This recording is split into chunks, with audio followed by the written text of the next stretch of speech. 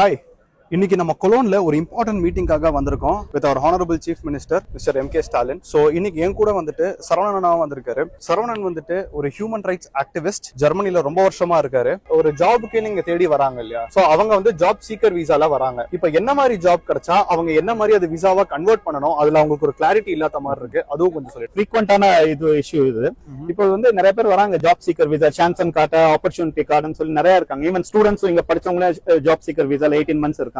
அவங்களுக்கு வந்து திடீர்னு ஒரு ஜாப் கிடைக்குது, வேர் ஹவுஸ்லயோ இல்ல ஏதோ ஒரு வேலை கிடைக்குது. அவங்க வந்து என்ன நினைக்கிறாங்கன்னா, இந்த வந்து ரெசிடென்ஸ் பெர்மிட்டா மாத்த முடியுமான்னு கேக்குறாங்க. முடியாது, சாரி. ஏன்னா வந்து நீங்க வந்து ஆஸ் அ ப்ரொஃபஷனலா நீங்க இந்த கண்ட்ரிக்குள்ள வரும்போது நீங்க வந்து உங்க எக்ஸ்பீரியன்ஸ், ப்ரொஃபஷனல் எக்ஸ்பீரியன்ஸ் தகுந்த வேலையை தான் நீங்க பண்ணணும். Okay. So the German law is saying only qualified work. Okay. அதுதான் வந்து உங்களுக்கு வந்து ஜெர்மன் ஜாப் சீக்கர் விசாவை ரெசிடென்ஸ் பெர்மிட்டா மாத்துறதுக்கான வழிமுறைகள் உண்டு. அதே மாதிரி நிறைய பேர் இப்போ நான் அப்பாயின்மெண்ட் எடுத்து தரேன், அதை பண்ணி தரேன், இதை பண்ணி தரேன், எங்களுக்கு 100 euros கொடுங்க, 200 euros கொடுங்க. Don't trust them. எல்லாமே வந்து பியூர்லி பை கவர்மெண்ட் அத்தாரிட்டிஸ். அதனால டைரக்டா கவர்மெண்ட் அத்தாரிட்டிஸ் அப்ரோச் பண்ணுங்க. அதுதான் உங்களுக்கு வந்து என்னைக்குமே சேஃப்.